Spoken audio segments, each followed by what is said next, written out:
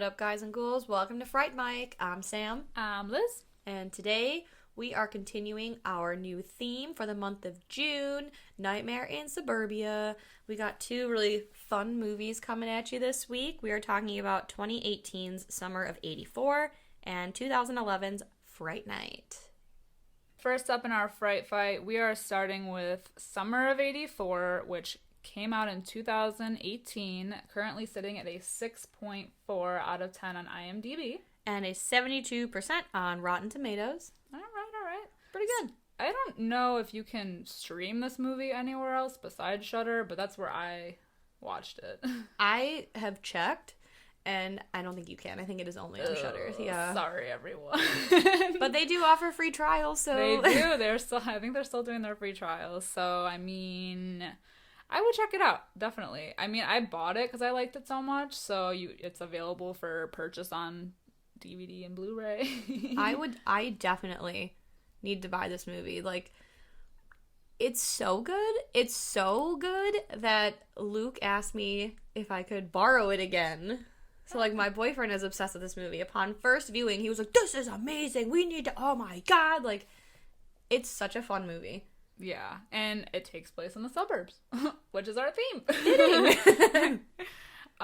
This is such a cool movie. So, like, I feel like it came out at a really good time. I know that Stranger Things has been on for a while, but I feel like it came out at a perfect time because all these people are, like, obsessed with Stranger Things and, like, that whole, like, kind of, like, younger kids, like, investigating things and, like, just, like, the time period. Yeah. I can't remember when Stranger Things takes place, but I want to say it's like older. I don't know. I've never but like the watched it. 80s like vibe. 80s nostalgia. Yeah, so it came out during like the height of like Stranger Things being so popular, and I don't know. I think it was like perfect timing. Definitely. I don't even know when it came out during the year, but it's just like it feels like such a good summer watch. Like, Yeah. You know, it takes place during the summer, even though it's in the 80s. Like, it just... I felt like watching this movie, I could feel the warm breeze, even though we're in quarantine. Like, I was like, yes, I'm there. I'm in it. Like, it was the nostalgia of, like, missing summer. You know, like, you're, like, in school all year, and you're, like, young, and you're, like, itching to get outside, like, before technology. back when we were in school, when you had summers off. Yeah, when you had summers off, and you just, like, did your thing all day. Yeah. Know? You, like, were actually playing outside, and, like, just being young. Now I'm trapped in this prison called adulthood, and I have to work all year round. No breaks. Sucks. But, like, the movie kind of opens with this cool voiceover, just, like, and it's our main character, Davy. Yes. And he is, like, kind of talking about how you don't really know who lives next door. Like, anything can happen in the suburbs. And it's funny because you see, like, these, like, picturesque suburbs all over the place of, you know, like, everywhere. And you just, like, think about how peaceful and, like, friendly everybody is. Like, Pleasantville. Yeah. Like, Pleasantville vibes. But, like, you really, like, I feel like the craziest shit happens in the suburbs. Definitely. Like, Well, this people feels... are weird. This feels, like, quaint, like, anywhere USA, even though I think it takes place in Ipswich. Yeah. But, like, yeah, just picturesque. You wouldn't think anything was going on, but shit gets dark. It does, yeah. And but he, like, goes on to just say, like, anything can happen. You could be living next door to a serial killer and you wouldn't know. But they kind of indicate that there's been, like, a recent string of, like, kids disappearing or getting kidnapped. So there's, like, these ongoing investigations with all these, like, mysteries happening in the neighborhood. And we meet his, like, Davy's creepy neighbor who's a police officer. But, like, it's funny because, like, the opening scene is, like, him, like, on his bike because he's, like, a paper boy. Yeah. He's on his route. Yeah, he's on his route. And he, like kind of meets up with the neighbor. And the neighbor's like, oh, well... can you come inside and, like, help me with something? And help me move a table. Yeah, like, that's our introduction to this guy who seems friendly, but then, like, because you know that there's something kind of underlying sinister that, you know, like, could be, like, because you know what the movie is about. Yeah. Like, you kind of get, like, uneasy vibes off the bat. Well, and it's, like, kind of cool, too, because it's told from the perspective of younger kids, and they always say, like, kids kind of have, like, a more innate sense of, like, somebody's real, true intentions. Yeah. So, like, because we're watching the story through the eyes of young children, like, we pick up on those vibes through him, and it's like, yeah, he seems like a nice dude. Like, there's nothing outwardly wrong with him, but you're like, ew. Like, you know, especially when he does agree to go inside, and they're in the like, first you see, like, photos of all these, like, family members, and he's like, oh, is this your family? He's like, yeah, but none of them live close by, LOL. And then you go to the basement, and the windows are blacked out, and he's got a padlocked room, and he's got a dark room for photographs, and it's, like, creepy red, and it's like, I mean, it's just weird. It looks suspicious, yeah. And even though he's, like, a cop, you, like, kind of, like, get the vibe that he's a cop, you trust him, but there is that, like, like you said, underlying creepy setting that you're like, okay, this dude's a little weird. Right. Some shit ain't right here. Yeah. But, like, in the whole first scene, it's, like, so, like, it, like, engages you so much because you're, like, waiting for the, like, other shoe to drop and something bad to happen. Yes. But, I mean, in the end, nothing does, but it just kind of sets you up for that, like, ominous, like, rest of the movie where, like, you don't know. Right. You don't know what's safe and what's not. So later that night, Davey and his friends, they go, they play this game called Manhunt, which is essentially, like, flashlight tag or, like, hide and seek or something, and they're playing it in the neighborhood, and while Davey is hiding, he looks through his neighbor's window. I think his name is Mackie, right? Yeah, Officer Mackie. Yes. So he happens to look in Mackie's window, and he notices this, like, chubby, red-haired kid. I don't know, he kind of looks like Seth Rogen-ish. And he's, like, in the kitchen, I think, with Mackie, and he's kind of, like, watching them for a little bit, and then he gets found. So we have seen this child for a reason, and we don't know what the reason is yet, but it's something, like, again, it's kind of pushing towards that, like, suspicion that's growing. Yeah. And, like, after that, we see him, like, look back into the window, and he's gone. So, again, it's, like, this whole creepy, I don't know, creepy creeperson. Like, could be normal. Yeah. Could be something messed up. But at the time, they don't really think about it. So then they all hang out in this treehouse. They have, like, a cool kind of, like, dynamic. Like, it's, like, a bunch of, like, younger boys, but they're, like, so funny. Like, you see, like, some of these movies with these kids that are, like, kind of, like, annoying, but these, like, kids are so sassy. And, like, it's, like, a group of boys, and they're all into, like, obviously girls. Yeah. And they talk a lot about girls, but they're, like, dynamic. Like, they're talking, like, you know what I mean? Like, they're just, like, so real funny. Friends. Yeah, like, they're so funny. And they're sarcastic, and they make fun of each other, and they have, like, these jokes that they make throughout the movie that are, like, hilarious. And even though it's, like, a dark movie, I feel like their dynamic, like, brings more humor to the movie. Yeah, it brings the humor in the dark comedy. Right. And they have these, like, they have, like, their manhunt game, which is, like, their, like, it's almost like a Ghost in the Graveyard kind of game. Yeah.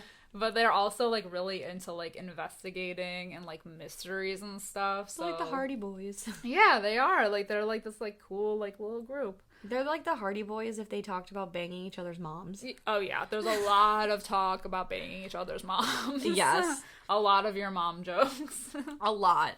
But yeah, so, like, they're hanging out in their treehouse. Again, talking about how, like, so it's Davey, Woody, Eats, and what's the other one's name? Curtis. What is it? Curtis? Oh, yeah, I think so. Oh, no. I don't know. Well, there's another one. There's another one with glasses. I'm going to call him Specs. Specs McGee. Yes. So, they kind of talk about, like, girls and, like, conspiracy theories, and you find out, like, Davey is all about conspiracy theories. But then they kind of all disperse for the night, and they communicate via these, like, badass walkie-talkies throughout the night. It's pretty dope. That is so cool. But old school. Yeah, exactly. The next scene, though, is probably my favorite in the movie, just because... Ooh, okay. So they all, like... Calm down. So they're all... I mean, it's, like, nothing special, but, like, it just is, like, such a cool attention to detail here. So they're going to a bowling alley, and we hear Cruel Summer is playing, which always reminds me of Romeo and Michelle because they played in that movie. But Cruel Summer was released in the summer of 1984, so that was dope. But they're, like, hanging out, and there's, like, some arcade games, and they're, like, cabinet-style arcade games, and you see a cabinet, and it's Polybius, and it says out of order, and it's so dope because that's, like, the fabled, like, cursed game. It's, like, supposedly super evil, and, like, have you ever heard of it? No. Yeah, it's, like, supposedly this game that, like, kills you when you play it. Like, it's really cool, but I noticed that, and I was like, oh my god! Pause it! I know. That was so cool. I don't know. I like definitely geeked out about that. I like geeked out about all of the details in this movie. Yeah. The like Star Wars posters on the wall. Yeah. Like all of their like cool like techie stuff like for that time. You know, like all of the nostalgia and the whole movie is like it's very like E.T. like. Yeah, I could see that for like sure. The movie and like the set. I don't know. Yeah. Yeah. I loved it. But this is kind of where all the lighthearted stuff comes, like, you know, like it's like the driving point in the story because Davy's dad, he's like a news guy. Yeah. And like a reporter or yes, journalist or something. Something like that. He's got a badass van and a camera, that's all I know. But he like gets a call that night and they get like a lead about the serial killer in the area. So it's like now confirmed that he's in the area and Specs, his name's Faraday. That's what it is. And whose name is Curtis? Someone's name was Curtis. I think that's Eats. I think that's like his real actual name. Okay. Yeah. But they're like hanging out in the library and like Davy and Faraday are looking at pictures of like the victims and the families of the Cape May Slayer while Woody and Eats are like looking at National Geographic boobs. As one does, I guess. But then like while they're trying to play Manhunt the next night, they notice that their friend Sammy hasn't been seen in days. And they go to the house, and the door's locked, so they call off the game. And it's like later, when they're not playing the game, Davy's making a peanut butter and jelly sandwich. And on the milk carton is that fat redheaded kid that he saw that was in Mackie's house. And it says he's missing. Kid. Yep. So you know shit's about to go down. Oh, hell yeah. Because he puts it together. He's a smart kid. He is a smart kid. Like, he puts it all together real quick. So he calls upon the rest of the Hardy Boys, and they're going to investigate Mackie. They do. They decide that they come up with this entire plan to, like, stake out, like, his house and, like, figure out his whole, like, schedule, like, where he goes, at what time, what he's doing, his, like... And they just, like, spy on him. Yeah. And I like how they filmed it, too, because it's all, like, voiced over, like... Yeah. And it just shows them kind of, like... all taking turns watching him throughout the day to figure out, like, what his general routine is. Like a wacky montage. Yes! of, like, their plan. But it's cool. Like, it's cool, like, how it's done. Yeah. It's almost set up, like, I don't know, it's set up in, like, a way that, like, is lighthearted for such a heavy topic. And I like all the 80s, like, synth music, like, yeah. Yeah, it's so cool. I know. It adds so much. It does. So More while details. they're spying on him, they notice that he goes jogging most nights at 11 p.m. for about an hour, and that he gardens a lot. Oh, a lot. Yeah. He orders a lot of dirt. Yeah. And they're about to dig up the dirt on him. That's what I'm saying. Oh my god. Okay, and then there's like a whole scene. I don't really care about this character. That girl that's Davy's like love interest, Nikki. Oh yeah, that's such a minor like weird part of the movie. Yeah, she pops in here and there. I'm not gonna mention her, but I did have to write this down. At one point she comes over for this scene where like Davy's parents aren't home, and it reminded me so much of like the movie The Girl Next Door. Yeah, where she's like, can I come in? And then she's like looking at his bedroom, and she's like, oh, you can see me like really well here, like I've got a great body, have you ever seen me naked? I mean, it's like so but it's bizarre. It's just so it's random because like yes, he has a crush on her. I guess like she used to be his babysitter or something, and it's just like a random part in the movie where like she's just like shows up and all of a sudden she's like into him. Yeah, it's like like I know this is a movie about children like hunting down like their neighbor who they think is a serial killer. So maybe it's whimsical, maybe it's not, but like unbelievable. right. But this whole like this whole love story, especially this scene, I was like, get that shit out of here. Like, that would never happen. It's like a dream girl, like, fantasy trope thing. 12. Yeah, exactly. No, but it is weird. It's like such a weird, like, little subplot. I don't know what the purpose of it is, other than to, like, have her introduced into the group. Because, I mean, eventually she does kind of, like, not help them, but she's, like, around. Right. She's like the Hardy Boys that has, like, a kid sister that's like, I want to help. Yeah. But it's just weird. Like, I don't know, like, you know how, like, in It, I mean, there's, like, the boys, and then there's, like, the one girl, and then she just kind of becomes a part of them. Yeah. Like, it's not the case here, I feel like. No. She's just kind of, like, around once in a while to, like, have these random scenes with Davy where they're just, like, having heart-to-hearts. Right. Like, it's just, they all come in, like, so random. She's, like, the slightly older girl that all the boys have a crush on, and she just happens to be in, it's like, yeah. I'm over it. Moving on. Yeah. You know, so, like, we do see there's a boy walking home at night. He's, like, a younger boy in the area, and he does get snatched up by the killer, who we don't see. So we know he now has not gotten one, but two boys in the area. Yeah. So he is on the move. So. But part of their ploy is to the boys, I think it's Woody, he's like the curly guy. Yeah, they steal his mom's car and they decide to follow him. I love that burn though that Eats it, like, because he's like, we're gonna get caught, and he's like, your mom just got off a 36-hour shift, she's out, and you look 30. Like, y'all look 30. That's what I'm saying. The humor that these guys have, that's just so, like, natural. It really is. It it's does like not feel forced at all. Something you would, like, say. Like, you would just hear, like, a bunch of, like, teenage boys just, like, ragging on each other all the time, and it's so natural. Chirping your friends. Yeah.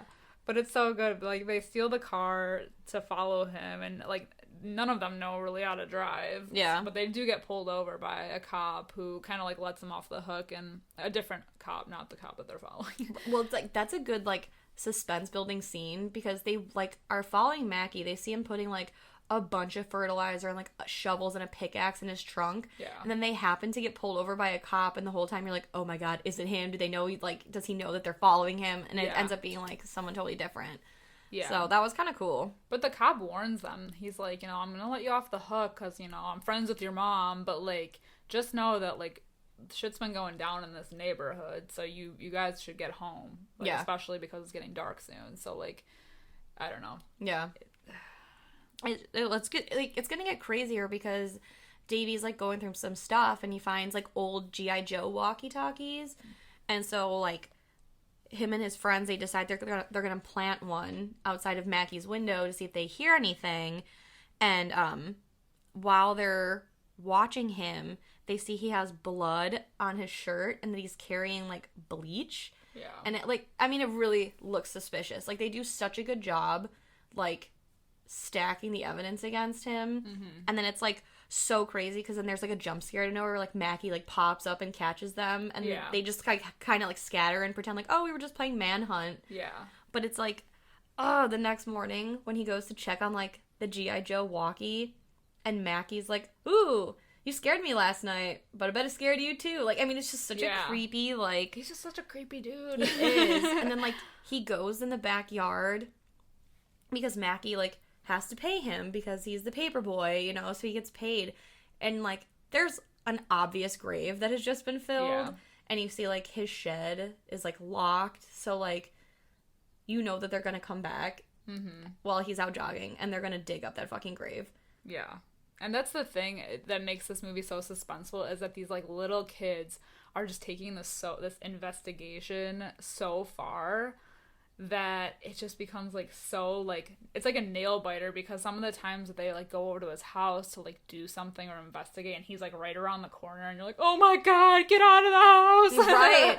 Well, it's like, even the things he says, too, that aren't necessarily, like, outwardly threatening, but they are, like, the undertone is threatening, because, like, while he's in the backyard, he's like, oh, you're still using those G.I. Joe walkies? He's like, you can use my walkies. They pick up everything. Mm-hmm. And it's like, oh, that's a sweet neighbor trying to help out his, like, you know, kid neighborhood. He knows, you know, young kids, or whatever. Yes. Like, young kids. And but, like, if you figure, like, they pick up everything, then, like, oh, yeah, they pick up everything. So, like, you and your friends can communicate freely, but, like, they pick up everything. So I can hear you. Yeah. You know? Yeah, like, he kind of knows what's going on, but, like... Yeah. Ugh. And then there's, like, that suspenseful scene where, like, later Davy is spying on Mackie, and Mackie is spying back. And then when he looks back, Mackie's not there, but the fucking walkie-talkie they left on his window is just sitting in the windowsill, so you know, like, he knows. Like a warning sign. Yes. Like, he knows what's going on. God, it's like Disturbia. It is, yes. Oh my god, it's like such a good... This movie is so good at building tension. Yeah. Oh my god. It really is. But that's like the same, because they plant the radio in the house, and, like, obviously Mackie by now knows, like, what's going on, and they decide to, like, that night, like, follow him while he's, like, jogging. Yeah. And, they follow him to that storage locker. Yes. Where he has, like, so that's two of the boys go to the storage unit, and the other two are in the yard. Yeah, so, like, Davy and Eats are in the yard digging up the grave, and Faraday and Woody are trailing him. Oh my god, and they're hiding behind a dumpster while he, like, opens up the, like, storage garage, and there's, like, another car in there. It's just, like, weird stuff. He has a Beetle, which I know, I don't remember now if it was Dahmer. It is Dahmer, yeah. Okay, yes, he also drove a Beetle. But then it's, like, it makes a cute scene, so, like, they kind of look under the storage unit to see what they can see, and they see, like, a little symbol, like a chemical symbol, and later when they, like, meet back up with the other boys, they're like, well, what'd you see? And they're like, well, he has another car. And then he's like, give me a piece of paper, and what's his name again? The curly one? The curly haired one? Woody. He's like, it looks like this, and he draws Noah, but it's like, capital N, lowercase, or capital N-O, lowercase a, and H, and then Faraday's like, no, and it's... No, idiot. Right, so it's N-A... N-A... Like science geek. Yes, you find out it's NaOH, which is sodium hydroxide, which decomposes bodies. Yeah. So, I mean, like, at this point, if you're not convinced already that he's a killer... Yeah. Like, it's confirmed. It's confirmed he's a killer. Well, plus they find... The other two boys find... the bloody... So they break into the shed while they're off at the storage locker. They break into the shed. They find a bloody t-shirt that belonged to one of the boys. Yes, it was missing. The kid from the milk carton. Yeah. That's his shirt. Boom. Stashed away. Confirmed killer. So they decide, like, as a group, they're like, okay, it's time to, like, come clean to our parents. Like, we're gonna be heroes. We're gonna tell them we caught this killer. And Davy's parents are like, you spent your whole summer doing what? And in, like, the cringiest scene, they march the boys to Mackie's house and make them confess what they've been doing. Mm-hmm. And he, like, laughs it off. And, like, you know, everybody's, like, grounded for the summer. But, like, Mackie's, like, real cool. He's like, oh, no, that kid that you saw, like, that's my nephew. And, like... oh, the blood on his shirt? No, like, he must have, like, hurt himself while he was helping me do something, and, like, plays it off. And he's like, I can give him a call if you want to. And the dad's like, not necessary. But the dad is so phony. I swear to God, I don't know who the parents are, but they're so, like, their acting is so phony. Yes. They're just so cringy. Like, they're, like, fake outrage and just, ugh. It's stupid. Yeah, like, who would, I don't know, that's so weird. Like, why would you make them go over and apologize? But it just adds to the, like, fact that, like, okay, now they're, like, literally confessing to this man that they've been, like, following him and spying on him. Yeah. So, like, now he knows, like, he knows that they know. Like, he has to know that they know that he knows. You know, or, like, you know what I mean? Yeah. And then it just makes, like, this leads up to, like, an even... more tense scene where Mackie shows up at Davy's house while his parents are away. So unsettling. And he's in uniform. Yeah. And he's like, oh, I'm just checking on you. You know, like, we're going to catch this guy. And, like, oh, can I, you know, like, can I come in? Davy kind of refuses, you know? And because he still fucking knows. Oh, yeah. This guy is, you know, even if his parents don't believe him, he fucking knows. He knows. So, like, Davy's like, you know, I think I would feel better if you did call your nephew. So he's like, okay, can I borrow your phone? So Davy takes the phone from the house on the longest cord in America and brings it. Those long cord phones. Yes. So, like, Mackie calls his nephew and he doesn't answer. He's like, oh, guess he's not home. And, like, in the cleverest kid thing ever, when Mackie leaves, Davy calls, like, the operator. He's like, hey, can you tell me the number that was just dialed? And on the refrigerator, his parents have, like, a list of phone numbers, you know, like babysitter or whatever. And then Mackie's number's on there because he's a neighbor. And the number that Mackie called for his supposed nephew is the same number for Mackie. Ooh. Bum, bum, bum. So he knows it's a phony. He fucking knows. So it's, like, really hard for Davy, though, because he's, like, telling his friends, he's like, no, it's confirmed. We have to go into his basement. There's, like, what, a festival going on? Yeah, there's, like, this big, like, neighborhood or town-wide, like, festival going on, but all the boys are, like, grounded, so, like, only some of them can go, and the rest are, like, all of the families are going to be at this town festival, so they're like, oh, this is the perfect time to, like, really, like, bust into this guy's house. Yeah. So they make a plan because they're like, well, if we find evidence, how are we going to prove it? So they take Davy's dad's, like, studio equipment, like his, you know, camcorder, and they break into his house, and they basically have Eats sitting at a bus stop, and Faraday is watching Mackie at the festival because they're both there. And while they're breaking into his house, Faraday sees that, like, oh, all the fertilizer, the pickaxes, the shovels, it was all because of this, like, gardening project. So you're like, oh, for shit. the town festival. So they're like, Yes. oh, well, yeah, like, that could have been the reason. Right. So they're it's like, they're shit, good at, like, Mackie's... pulling your strings because you're like, or, like, just, like, getting you in this, like, oh my god, no, this whole time we're thinking that, like, this guy's digging graves, but, like, also, like, now this happens, and it, like, completely, like, unwinds everything you thought before. You're like, shit, he's not the killer. And I remember I told Luke while we were watching this, I was like, if this were a good movie, he would not be the killer, because it's, like, such a good red herring. Yeah. But, like, it's The still a great build-up. movie, and he, like, okay. Like... Anyway. Well, you just have this build up, this whole movie of them, like, investigating this one guy, so it's like, what if he's not? Right. But, like, and it just, yeah, like, you're in disbelief because you've been thinking this whole way, you're, like, with these boys through this whole movie thinking that, like, this guy is it and there's no way that he's not, and then something happens and you're like, wait, what? It shatters your disbelief. Like, everything that you've believed up to this point, you're like, you're wrong, and it's like a gut punch. Yeah. But the real gut punch is what they find in the basement. Because we've just found out that all this stuff is not as suspicious as it looks. Or is it? Because they go in and they find, in a padlocked room, pictures of the kids. They find a decomposing body in the fucking bathtub down there. And the kid from earlier that we saw get snatched up, he's, like, tied to, like, a radiator, and he's, like, he's asking them for help. And on the way out of the house, so after they've gotten, like, all this stuff, they notice, like, Davy notices that all the photos on the wall, in plain sight for anyone that comes into Maggie's house to see, that he said earlier were his family members, are all the victims' pictures that he saw in the newspaper when him and Faraday were looking at the library. And Davy's picture's up there. Yes, so he's Davy next. and fam. It's, like, so weird. That's, like, such a weird, like, touch, but it's, like, interesting because I feel like a lot of, like, especially popular serial killers, they always have, like, their thing. And you can tell that this is Mackie's thing. Like, yeah, his, like, publishing memento. his work. So creepy. It's so weird, but to have it in, like, that plain sight is so bold, but, like... We forgot to mention, too, that, like, after Mackie stops at Davy's house and, like, uses the phone to call his quote-unquote nephew, later that night, they find out on the news that the killer was supposedly caught by Mackie himself. Yeah. But then you, obviously, with all this evidence, you find out Mackie has been the killer all along. I'm like, yeah. Holy shit. So they turn in the video evidence to the police. There's a manhunt out for Mackie.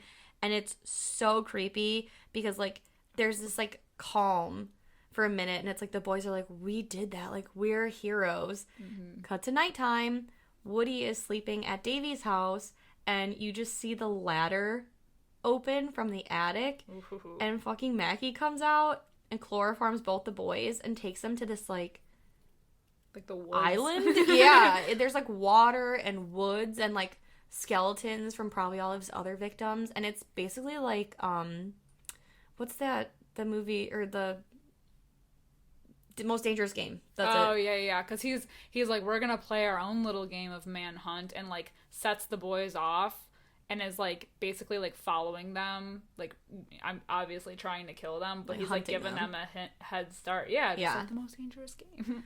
Poor Woody, unfortunately, doesn't make it out. But that's just such a crazy scene. I know. Because they're like, this part kind of draws out a little bit because they're running, and like the boys are obviously like scared and exhausted, and it's like you don't expect, like, nothing really like violent has happened. I mean, behind closed doors obviously things have happened, but this whole thing with Woody, so like Mackie catches Woody and just like straight up slices his throat. Yeah. And it's just so like heartbreaking because he's a kid. Unsettling, yeah. He's a kid, and like nothing up until this point has like been so gruesome like that, like shown on camera at least. Yeah, it was so unsettling. Oof. I don't know if it's like, I mean, obviously it's unsettling because he's like only supposed to be 15, but like you said, like it's the first truly outwardly violent thing that we've seen in this movie. And kids are supposed to be safe. Nope. Not this movie. Not this time. Well, then Davy, this is like even crazier. So he catches Davy and like cuts his, it looks like he like cuts his Achilles tendon. Oof, I hate that. Yeah, I hate that. So painful. But he's on the ground, and Mackie is like, oh, it's so tense because he's like, you've been watching me all summer. He's like, and you're gonna continue to look for me. He's like, I'm not gonna kill you tonight. He's like, I'm gonna let you live the rest of your life living and looking over your shoulder, wondering, is today the day? And one day it will be. And just leaves him there. Yeah, and that's the most unsettling part because, you know, well, because like Mackie takes off and he, you know, I'm assuming he's leaving town and like never to return with that intention. But the fact that he threatened Davy, like he will always have that like, what if he's like right behind me, like that he'll always be scared in his mind because he won't know where he is at any point. Exactly. And that might be like, it's like a taunt instead of just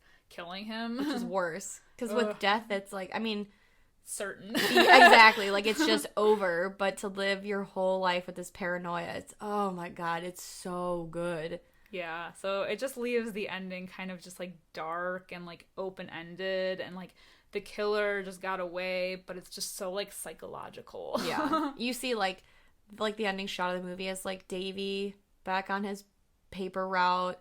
The neighborhood is like more tainted now. Like you see like they've torn down the tree house that Eats' house, and you know, Mackie's house is police, you know, like boarded up and it's got police tape, and like you just see like the newspaper where it says that he's still at large. So it's like just this ominous, dreadful feeling that you're left with when the credits roll. Yeah. It's not a good ending. No. I mean, it is good, but it's not good. I love this movie. It's crazy. What would you rate this movie? 5 out of 5. 5 out of 5? I'm giving it 5 out of 5. I'm gonna give it a 4.5 out of 5.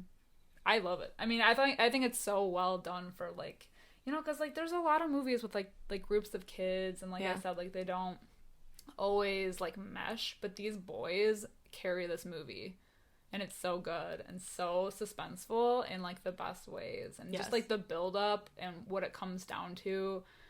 I mean, I like the ending. I know that it's open-ended and like whatever, and people might not like that, but I feel like it adds so much to this movie where you're like, well, would it have been I mean, obviously it would have been better if he got caught, but like this whole like, oh, well, you're always going to be paranoid. Yeah. It's just like, well, it's the like, Twilight Zone ending. It is. And it's like cool because again, like we're with Davy. This is his journey. So for Davy, his whole life is kind of like open-ended and ominous. And it's the same as the movie. It's open-ended and ominous. So like, it's kind of cool that like parallel there. Yeah. I don't know. I really super enjoyed this movie. So next up, we're going to be talking about Fright Night, the remake, which came out in 2011. It currently has a 6.3 out of 10 on IMDb. It's got a 72% on Rotten Tomatoes, which I am 100% convinced it's a thirst rating. Although I do like this movie. It's pretty high for a remake, too. Yeah. Usually remakes are, like, not so well received. It's the Colin Farrell thirst. It you can't is deny the Colin it. first. Brace ready. yourselves. Yes. Because we are number one fangirls for Colin Farrell. Vampire Colin Farrell. Lady boners abound in this Oh episode. my god. He is. Good casting choice. I mean, Oh, yeah. to be honest, everybody in this movie is a good casting choice because there are so many big names in this movie. It's a stacked cast. Yeah, like I hadn't seen this movie in a while. I mean, I rewatched it for the podcast, but I didn't realize how many people I knew in this movie. Yeah. Like our main character, his name is Charlie, is played by Anton Yelchin. Rest in peace. I know. Love him. That was so sad, legit. I know. So sad. And then there's Colin Farrell. Yeah. Who's Jerry. We got Toni Collette. And Toni Collette in the building. Who I also love. We raved about her in our Hereditary episode. We also got some underdogs, like Dave Franco's in it for a minute. Yeah. We got McLovin is in it. McLovin, Dave Franco, Imogen Poots. Yes. Who's really young. Okay, I haven't seen this in a long time, but wasn't it Green Room? Was that Imogen, whatever her name is, Imogen Poots and Anton Yelchin? Weren't they both in Green Room? Possibly. I think, wasn't that his last movie or something? I don't know. I think so. That's sad. I'll have to look that up. But I like them both. Yeah, they're really good. She's really, really pretty. She is really pretty. Oh, and then we can't forget David Tennant. So much eyeliner. I love the eyeliner in this movie. It's the perfect amount of eyeliner. Guyliner. Yes, excuse me. Yeah, this movie is great. The first scene alone is I love it because it, like, you are like in this one of the neighbors' houses and shit's going down and the guy is getting chased by something we don't really see and he hides under the bed and you like see that like there's the body of his dad, I want to say, or mom, like Sure. next to the bed. And he just like looks over and like he's just hiding under the bed and like you just see the body getting dragged away. Yeah. It's just like so cool and he doesn't realize and then it's just like, ugh. But it's like like a cold open. It's also cool too because in that cold open we get like a commercial for Peter Vincent's Fright Night in yes. Las Vegas, and Peter Vincent is David Tennant. I know. I'm sorry. I feel like I'm all over the place because I'm just so excited. No, I know. Girl, same. Yeah, David Tennant plays Peter Vincent, who's basically like a Chris Angel mind freak knockoff. He's like if Chris Angel and Johnny Depp from Pirates of the Caribbean had a baby. But also a vampire hunter. Yeah, also on the side. If Chris Angel and Jack Sparrow were into vampires. Yes. We love this for them. Yeah. So this whole episode, we have a special effect happening. Somebody is deciding to mow their lawn right now. At 8 o'clock at night. So if you hear anything going on, that's what that is. The sounds of the suburbs. It just really adds to the effect, you know? So I feel like you're it. welcome. You're like really here with us in Right. the suburbs talking about suburban horror. This is a suburban horror. Who mows their lawn at 8 o'clock at night? I don't understand. Just because it's light out. I don't know. People are crazy. Anyway, apologies for the background noise. Anywho. But we are introduced to our main character, Charlie, and his mom, and you can tell like his dad isn't necessarily in the picture. But Charlie and his mom kind of have like a cool dynamic. Like they're just like super chill. Like they're kind of like, they like kind of give each other shit, but like obviously you can tell like their relationship is good. Right. Like despite what happened in the past. And then Imogen Yes. is Charlie's girlfriend. Who drives a Beetle. Boo! I used to drive a Beetle convertible and it was the demon car from hell. Never again. Never again. Nothing against her character. I just hate that fucking car. Yeah. But yeah, she's super cute. Yeah, she is cute. But yeah, so we kind of meet them. They're in like this newer neighborhood and Yeah. Charlie's, It's in like the outskirts of Vegas too. Yeah, it is. It's like it looks like a newer neighborhood. And Charlie's mom is like a realtor, like something to do with that because she's talking about how, like, she complains to Charlie about how their new neighbor next door, who they haven't met yet, has this, like, gigantic dumpster that's, like, such an eyesore. Yeah, it's a nuisance. For the community. So it's, like, she's just, like, dying for the thing to go away. Yeah. Well, she's a realtor. I'm pretty sure. Honestly, I don't know, but I believe that. But why does she complain about it so much? Maybe she's a bad neighbor. But we finally do meet the new neighbor, Jerry, who is Colin Farrell. Wow, what eye candy! His glory. And like the first time they meet him, he's like, isn't he like shirtless and everything? Like he is. He's got a wife beater on. Okay. Mm-hmm. Those arms are out. The guns are fully loaded. The subtle leak. Yeah, he's like doing something in his yard. I don't even know. I wasn't even Who cares? Attention. I went deaf. Who's paying attention at this point? I know. I went deaf when I saw it. I had to manually close my mouth. There was just a river of drool coming out of my mouth. Yeah. New neighbor Jerry is a 15, and he's a 15. But he seems somewhat friendly. He smiles a lot. It's cute. He does. But they meet him at night. They do. Yeah. He's like out like gardening or something. At night. He's doing something. Yeah. I don't know. She what's her face? Charlie's mom. What's her name? Toni Collette. Yes, Toni Collette. Mama, Jane. Yes. Her name's Jane. Mama Jane. She's kind of like flirting. She's like, oh, if you can move your dumpster, and he's like, anything for you or something. I don't even care. I don't even know what he said. In his charming vampire ways. Yes. But then we also, it's kind of like juxtaposed with like McLovin, whose name is Ed in this movie. Yeah. And he tells Charlie that their old friend from childhood, Adam, is missing, as well as a few other classmates. Yeah. So, like,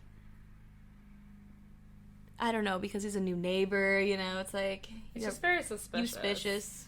Yeah, and I don't know if it's necessarily, like, super important, but, like, so Charlie and McLovin were really good friends, it seemed like. They were, like, real tight, and then it kind of, like, they play it off, like, Charlie got in with a different crowd. Not necessarily, like, a bad crowd, but, like, the Dave Franco crowd. Yeah. They're kind of douches, but, like... They're gonna beat you up and take your lunch money. Yeah, like, and so they kind of, like, drifted apart, but McLovin is still, like, you know, trying to be Charlie's friend and trying to, like, tell Charlie, like, all this shit is happening, and, like, the crazy thing is that, like, right off the bat, McLovin has, like, all the answers. Like, he is, like... I know who did this, and it's vampires, and all this shit, and Charlie's like, are you insane? Right, and he's like, Jerry's a vampire, your neighbor's a vampire. He's like, they're going through, like, Adam's house, trying to find, like, evidence of, like, where he is, or, like, whatever, and he's, like, McLovin's walking around with, like, a stake, and, like, all this crazy shit, and he's got, like, holy water, he's got, like, the Vampire Hunter's Guide to Survival, like... And he's like, he's, like, super paranoid. He's like, your neighbor's a vampire, vampires did this, and, like you said, Charlie's like... okay, like, whatever, dude. Like, but he, like, reveals to Charlie that he's been investigating Jerry this whole time. Which is weird, because he's, like, a new neighbor. Yeah. So, somehow this all the timeline's a little muddy, but... Yeah, but he's a new neighbor, but somehow McLovin has all these answers, and he just knows that this guy is a vampire, which... Charlie doesn't seem convinced, so it's like, But us as viewers, we do get convinced, because on the way home from Adams, Ed ends up getting chased by Little Franco, and then he's confronted by Jerry, who's like, you've been watching me, and, you know, because of the rule, the vampire rule, you can't, you know, a vampire can't enter someone's home without being invited. Ed, like, runs into this house, and he's like, you can't come in, and Jerry steps in with ease, because... it's abandoned. Like, nobody owns the house. So there's, like, a chase through the house. And ultimately, Jerry does catch Ed. And that's... turns him. Yeah. But we don't know that till later. Yeah. So for now, we think Ed is dead. But they, like, jump in the pool together. It's weird. It's weird cute. scene. I wish that were me. I wish I was that pool. So romantic. Yeah, he, like... yeah, so he basically gets Ed. Yeah. So then, like, the next day, Charlie does notice that Ed isn't in school. Yeah. So he goes to Ed's house afterwards, and his parents, like, Ed's parents, are so excited to see Charlie. They're like, oh my god, help yourself to anything. Can we wax your feet? Can we wash your feet? Like, we'll do anything. Oh, yeah, you know where the old room is, you know. Front rub, back rub. Exactly. They're Stay just for so dinner. excited. They haven't seen this kid in forever. Right. So they're like, yeah, of course you can go check his room. And you find files on his, like, computer, which, okay, I'm not, like, trying to nitpick, but when they were, like, when Ed and Charlie were talking, he was like, your neighbor's a vampire. And Charlie was like, oh, you mean Jerry? And Ed was like, Jerry the vampire. So he didn't know his name, but has been hunting him. And on his computer, supposedly, or, like, you know, when we find these, like, files, it says Jerry's, like, files or whatever. So he knew the name, but he didn't know the name. I don't know. I didn't even catch that. Right? Continuity issues. Like, continuity. Damn, look at you. Right? But either way, they do show, like, video footage that Ed got of Jerry, or I guess what he didn't get of Jerry, because Jerry does not show up on the footage, as he is a vampire. Yeah. So Charlie's a little more convinced. Yeah. Also, I did notice that Jerry, he looks like the guy that plays Jimmy Angelov from Practical Magic, who I also had a crush on as a kid. Love that movie, love that guy, love everything. Love that for you. Right, love that for me. Yeah, so then Charlie, such a good scene when he breaks into Jerry's house. Mm-hmm. Yes. So tense. He finds, like, really odd stuff, like old stuff. And then while he's investigating, Jerry ends up coming home. And he drives, like, a big dick energy truck, too. Like, may I just say? So he's an all-American man. He is. Oh, my God.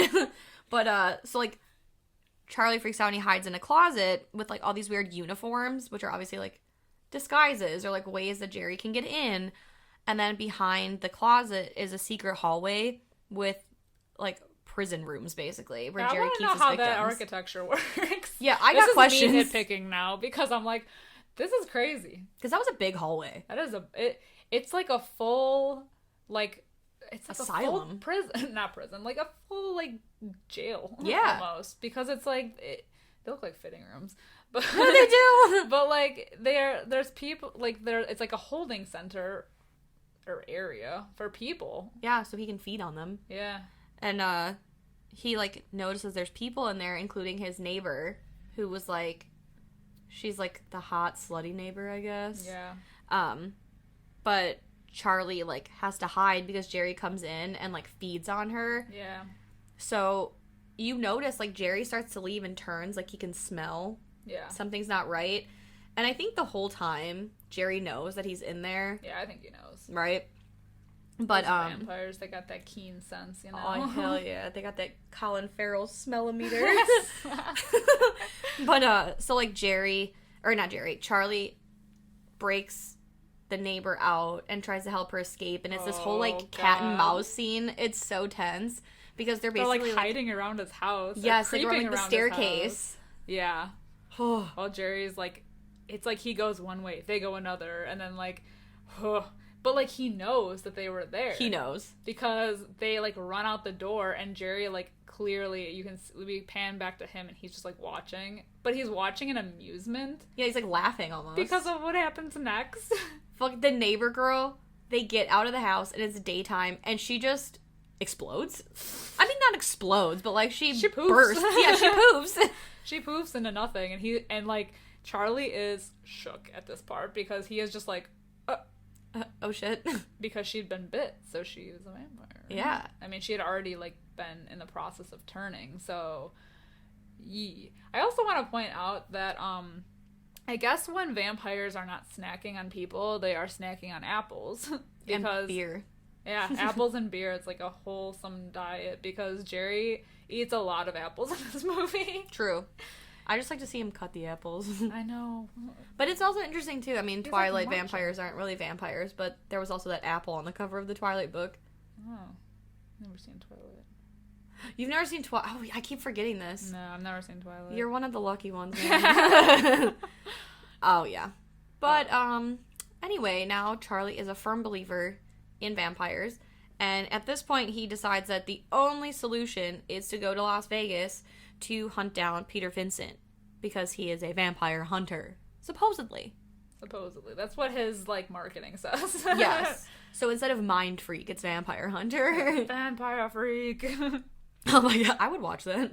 Yeah, I mean, So Charlie goes in and like he's disguised as a reporter and he has a bunch of like oh yeah, so like when he's talking to Peter Vincent, he's like pretending to interview him and you notice like as they're walking and talking, he's like shedding his whole mystique. Like, oh, I know. He has a wig. Yes, he has like a fake mustache, beard, sideburns, but then like in his place, he has like all these like cool artifacts too. Yeah. So it's like he's really into like ancient artifacts of like supernatural things. Like he's got like the like silver bullets to kill like werewolf, like all these just weird weapons, like medieval axes and stuff. So you like know that he's into this, but like him shedding this like persona, and he's just kind of like when Charlie kind of talks about vampires, he's just kind of like pushes him off to the side because he's like he's so in his own head, like he's just got a big head, he's a very cocky guy. Yes, but it's funny, and I like that he pulls out a bottle of Midori like he's a 16-year-old girl. Like I used to drink that shit in like my friend's basement. High school. Yeah, exactly. But yeah, he like at one point he even admits like that he doesn't know shit about vampires, and yeah, it's just part of his act. Yeah. And Charlie brought over like all this paperwork and stuff, like evidence basically, and Peter Vincent just kind of like tosses it to the side. Yeah, and demands that he gets out. Yeah. So like kicks his ass to the curb. Yeah.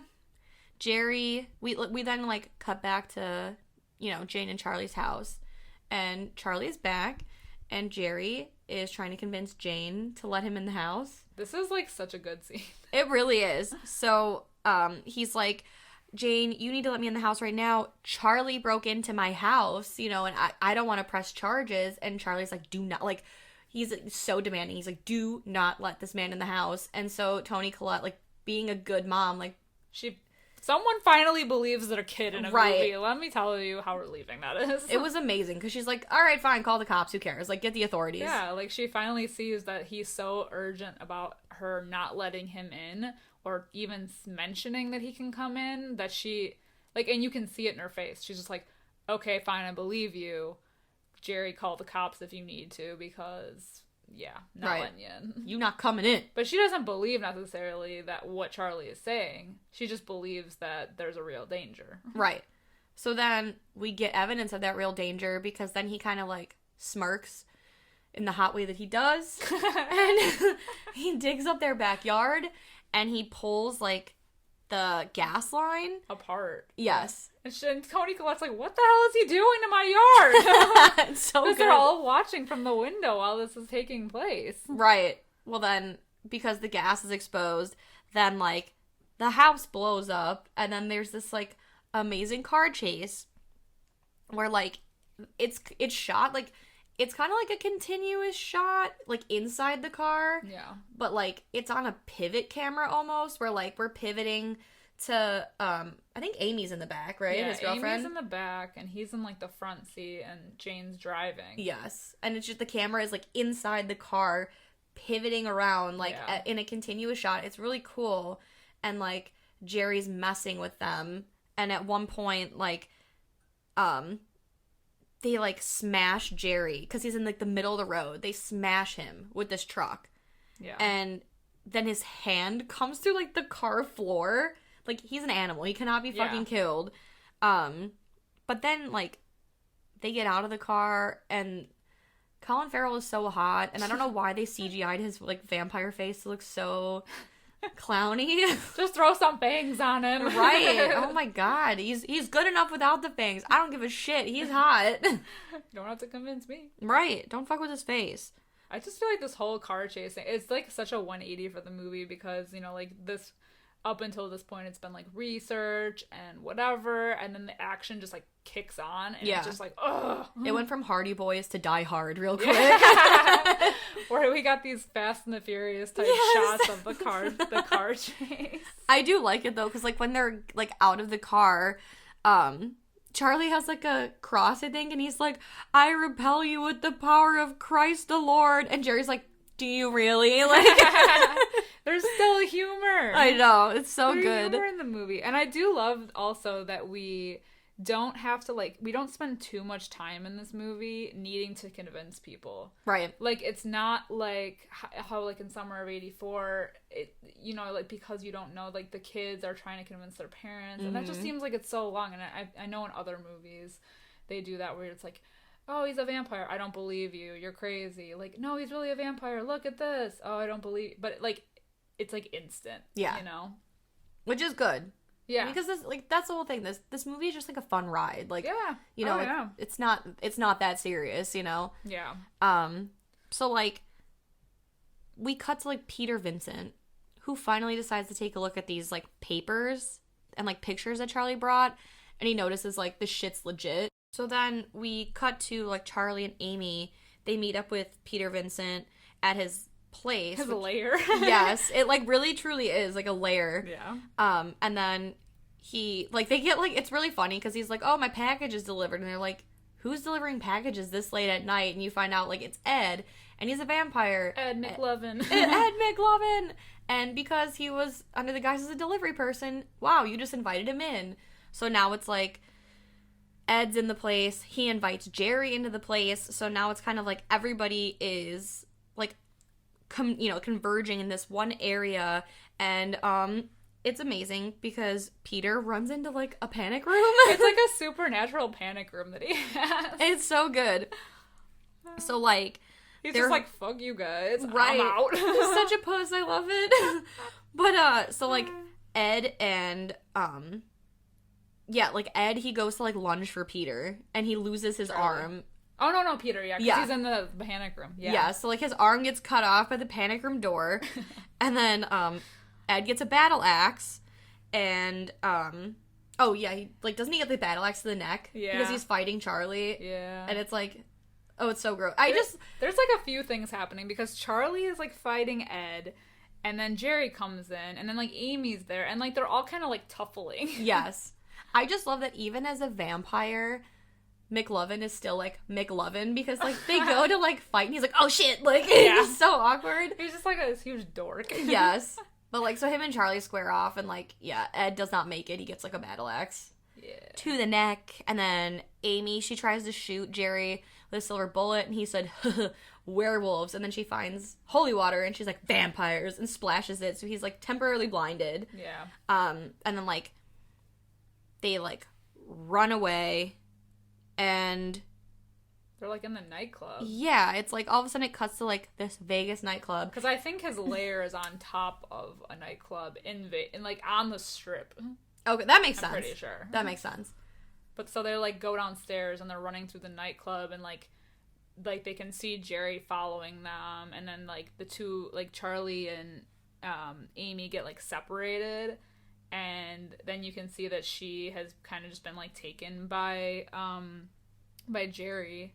It's so rude because they get to kiss, and I just it's a hot vampire kiss. I know. Where the fuck was I when they were casting this role? I don't understand the injustices I've been served here. It's so rude. And then he bites her, so he turns her. Yeah, he does his, like, vampire... What do they call that? Like, the vampire gaze or something? Yes. The glamoring. The glamoring, yeah. He does the vampire glamoring, so she's, like, in a trance, and so he bites her neck, and, It really pisses me off. Yeah. It really grinds my gears. Anywho, Charlie and Peter... they, like, arm up. So, like, they come up with this whole plan, and they're gonna take down Jerry, and, like, I think Peter comes up with a plan where, like, he's gonna, like, set him on fire so he can get him close enough to, like, stake him in the heart, but then Charlie's like, well, if he's on fire, how am I gonna get close to him? He's like, good point. Yeah. So they, like, armor up, and they head to Jerry's house, and Jerry faces off with Peter. And you also notice because they show the outside of Jerry's house, like indicating that's where they're going, but also you can see that Charlie and Jane's house next door is still burning, and like there's no fire trucks or anything. Really, I didn't even notice there's like no indication that anyone has come to help. It's really sad that I noticed such a tiny detail, like, oh, he didn't know Jerry's name, but he's got the file, and I did not notice that their house was smoldering. I just, like, thought it was kind of weird that I'm like, okay, like, it was, I mean, the gas line in the house blew up, and, like, no one has come. There's a whole neighborhood, right? The neighborhood watch wasn't like, yo, your shit's on fire. Yeah, I mean, it's not important, but it's just, like, me being it's important to me now. Nitpicky person. I'm gonna call Colin Farrell and ask him what was going on. And also, can I go on a date? Yeah. I mean, that's really the main reason for my call. Yes, so back to the story. Yeah, it's like this really weird thing where, like, you find out that Jerry killed Peter's parents. Yeah. I guess his parents died from a vampire attack, and that's how we got into this stuff. He's got, like, a whole layer in his basement. Yeah. It's like it looks like a cave. Yeah, it's like a crypt. Yeah. With all these, like, skellies, and there's like baby vamps down there. Yeah. And the walls, and he, like, summons them all up. Yeah. Because he's fighting... No, he's not even fighting Charlie at this point, because he, like, sticks Charlie in a room and Amy's in there. Mm-hmm. And he's like, are you okay? And then you find out that she's a vampire. Yeah. So, like, he stakes her, but smartly not in the heart, because he's going... Like, you find out in the movie at some point, like, if you kill the, like, main vampire, then all of the vampires that he turned will turn back to normal. So, in the hopes that he will end up killing Jerry, he doesn't want to kill his girlfriend because she'll turn back. Yeah. Yeah, and then it's, like, this really kind of funny scene, because I think this is when, like, Peter and Jerry are still fighting. Doesn't Jerry, like, throw a rock at him or something? Yeah, and like I just pebble. immediately thought of, like, it gave me serious, like, Austin Powers vibes. He's like, who throws a shoe? Honestly. Yeah, same energy. Same energy. Same movie. Right. But then the most important part of the movie. Colin Farrell's shirt is open. We have a bare chest, finally. Also, Amy, the lucky bitch that she is, gets to make out with Colin Farrell twice. I know, it's fucking rude. Twice in this scene. Ugh. I'm too thirsty for this. I know. It's so Where's my water? Honestly, where's my turn? Sharing is Share caring. the goods, man. Oh right. My god, what a lucky bitch. Yeah, she gets to make out with him twice. Just to prove the point to Charlie that, like, yeah, I got your girl, and, you know, she's mine. I got your bitch. Yeah, just to prove that point. Just to be smug, you know? Yeah. So anyway, while this is, like, all going on, there's, like, sunlight beaming in from the floor, because they started shooting up at the ceiling to try to get sunlight in. To fight off the, like, army of vampires. Exactly. So they're all kind of, like, trying to circle around the sunlight, and while this is going on, like, Charlie stakes Jerry in the heart, because he, like, blows a hole in the ceiling so big that it catches Jerry on fire. But the smart thing is that Charlie's wearing, like, an anti-fire suit thing. Yeah. He gears up. Yeah, because then he's, like, holding him down. Oh, yeah. Oh, yeah. Yeah, like, he's, like, holding him down, and so that I don't know what they're called. Not anti-fire. Whatever. It's, like, an anti-fire Flame suit. retardant. Flame retardant suit. And so he's able to hold Jerry, like, into the sunlight and then stake him. Which is cool, because then he was able to do Peter's plan all along. Yeah. Where he got that suit, we'll never know. We will never know. More questions that won't be answered. More questions that I don't want answered. The real question is, where's my turn to Colin Farrell? Also, there's some interesting CGI in this movie. I'm not going to say it's the best. I'm not going to say it's the worst, but it's interesting. I'll definitely say choices were made. But, yeah, so unfortunately, we do see Jerry's demise. Our beloved Jerry. Rest in peace. Ew. Rest in peace, my love. But, yeah, it kind of, like, leads to, like, a cute scene. So, like, Amy gets turned back into a human. Peter, like, rushes to aid Charlie and bring him back to life. And we cut away to, like, everything's normal again. And they're back at, like, Peter's sweet, but we don't know that exactly right away. We just see like Amy and Charlie canoodling, and they're about to bed. yeah, they're about to get it on, and just before they're about to bedooze it, Peter bursts in the room, and it's like kind of cute because he's like, "Don't do anything that I wouldn't do," which is basically like mini golf.